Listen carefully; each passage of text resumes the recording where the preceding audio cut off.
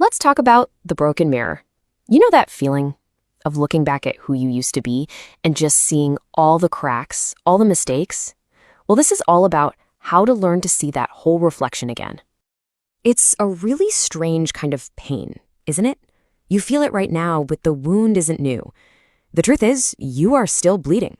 From a version of yourself that made a choice maybe 5, maybe 10 years ago, a person who had different information, different tools, a completely different perspective on life. And that person? They don't even exist anymore. They're gone. And yet, here you are still punishing them through yourself. So let's talk about how to finally end that trial.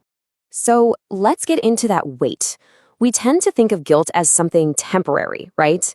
But when you don't address it, it doesn't just pass, it hardens. It becomes the very architecture you use to see yourself and your entire life.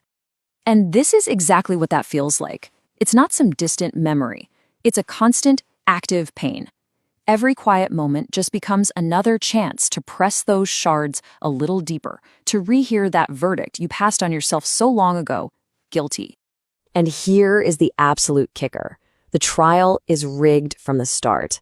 We play judge and jury, and we apply all the wisdom we have now to a person who just didn't have it then.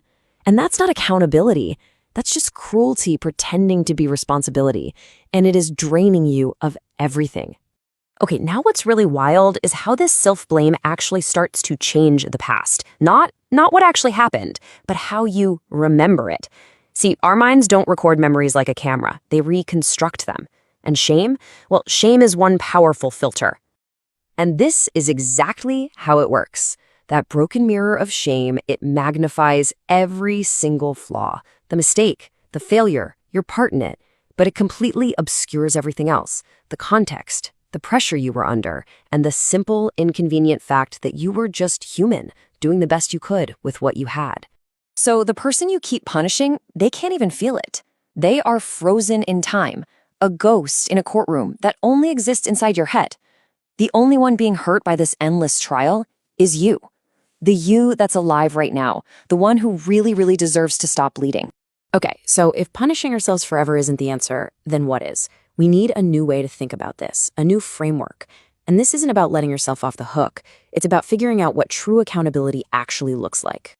This is the key. You have to reframe this idea. I mean, self-forgiveness has such a bad reputation, right? People think it means you're just pretending something didn't happen. But real, radical self-forgiveness is the total opposite. It's the courageous final act of taking full responsibility. You see, the point is that real accountability has a beginning, a middle, and an end. Step 1 is recognition. Just owning it. No excuses. I did this. Step 2 is repair. Doing what you can to make amends or address the harm. But step 3, release, that's the one we almost always skip. And without it, accountability just turns into this endless loop of self-punishment. All right, let's try a little exercise to make this all feel more real. It's a way to tap into that compassion you so easily give to other people, but somehow deny yourself.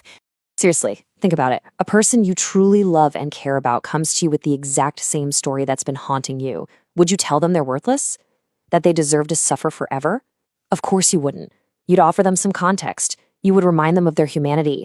And that leads us to this incredibly simple, but honestly pretty devastating question. Why is that grace, that understanding available for everyone else except for the person looking back at you in the mirror? That double standard is the absolute heart of self-punishment. So, what happens when you finally answer that question? When you decide, you know what? I am worthy of that same compassion. What does it actually feel like to finally put down that broken mirror? Well, it all starts with understanding this one thing deep in your bones. Your value as a person was there before the mistake, and it's going to be there long after you've healed. It isn't defined by your best days or your worst days. It's just there. You are not the distorted reflection. You are not what you did. And the feeling, it's not some loud fireworks celebration. It's a quiet, the kind of quiet that comes after a really big storm, where you suddenly realize just how loud the wind has been this whole time. That peace, that's the goal. That inner calm where mistakes are just chapters, not the whole story. That quiet is yours to create. Go build it.